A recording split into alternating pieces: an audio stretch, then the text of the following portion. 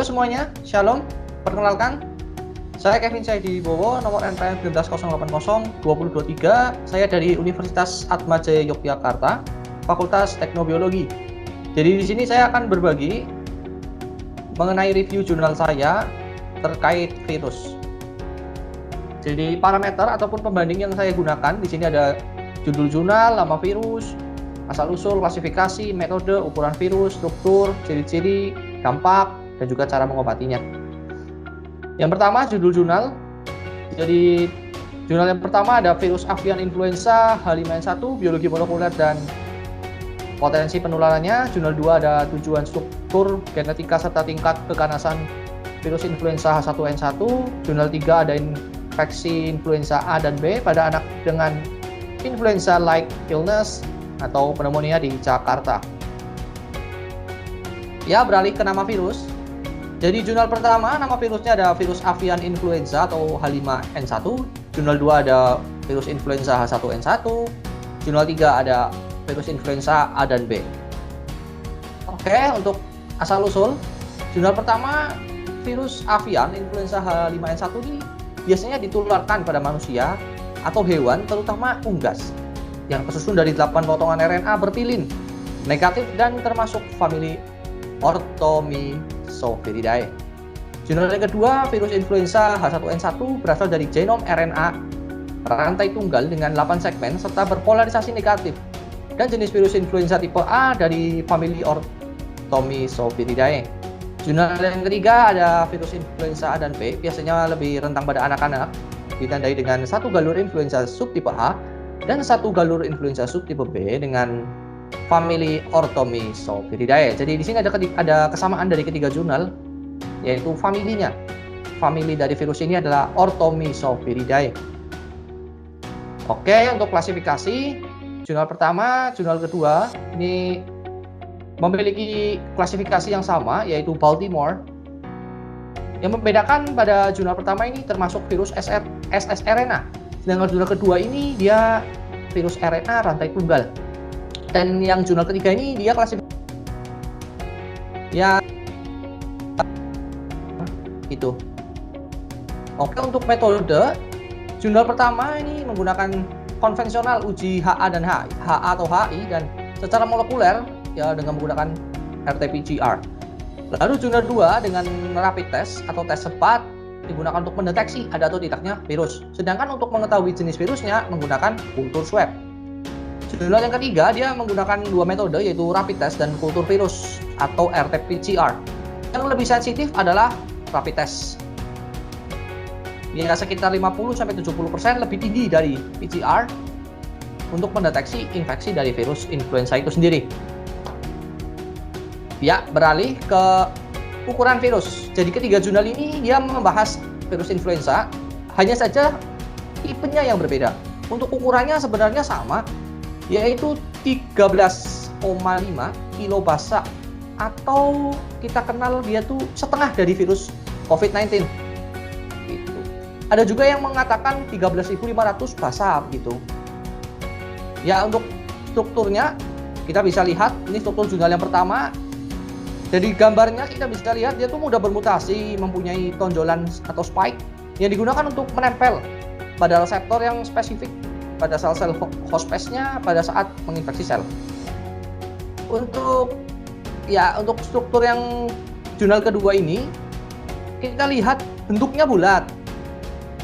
Lalu dia tuh mudah bermutasi dan bereplikasinya cepat.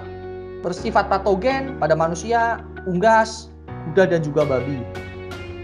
Ya, untuk struktur yang ketiga, jurnal ketiga ini dia strukturnya kita bisa lihat secara bentuk dia berbentuk bulat, menyerupai bola, bersifat patogen khususnya pada anak-anak tadi, dan resisten tinggi penyebab kematian atau mortalitas. Oke, kita lanjut ke ciri-ciri yang tadi sudah dibahas.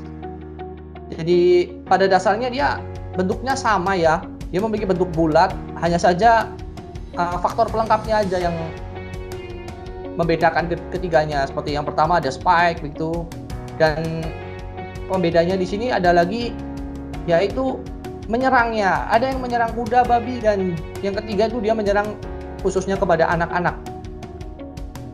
Oke, untuk dampak terhadap kehidupan makhluk hidup, jurnal pertama dia menyebabkan flu biasa pada manusia dan juga unggas, tetapi cenderung lebih berbahaya karena lebih mudah bermutasi seperti sudah saya sampaikan tadi. Lalu jurnal 2, virus influenza H1N1 ini lebih menginfeksi manusia, ditandai dengan gejala batuk, demam, nyeri otot, sakit kepala, tubuh lemas, serta apabila tidak ditangani dia akan menyebabkan kematian.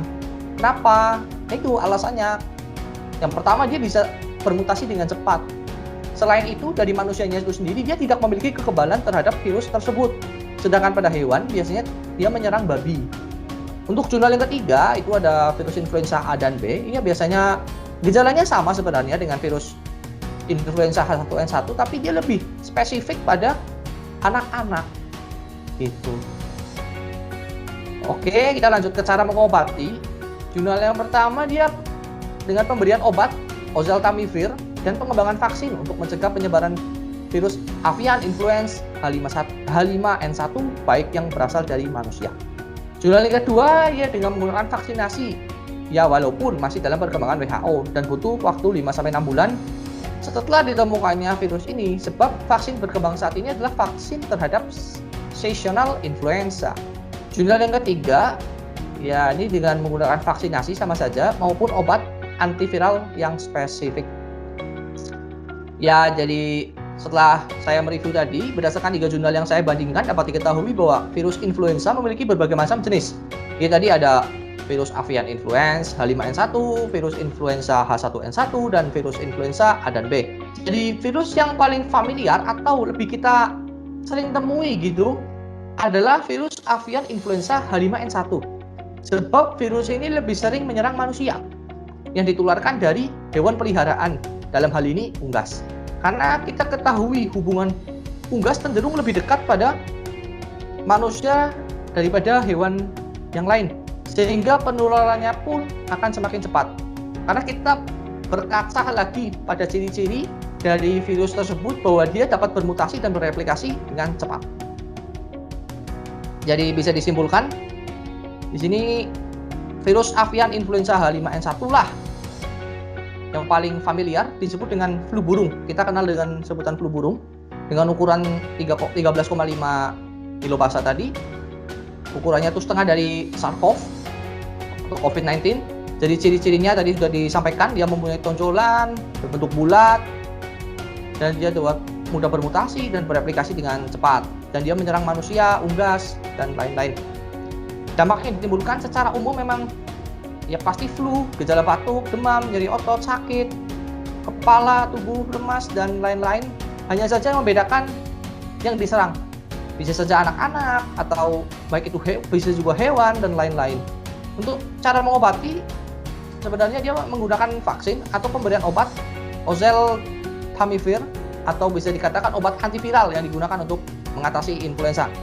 Jadi menurut saya pribadi, jadi berdasarkan jurnal yang saya baca dan juga referensi, sebagian kaum awam dia belum mengerti bahwa virus flu burung ini atau kita kenal avian influenza H5N1 ini sebenarnya tidak ada obatnya. Namun obat yang mereka anggap atau mereka ketahui sebagai obat yang bisa menyembuhkan virus ini sebenarnya itu adalah obat penstimulus sistem imun kita.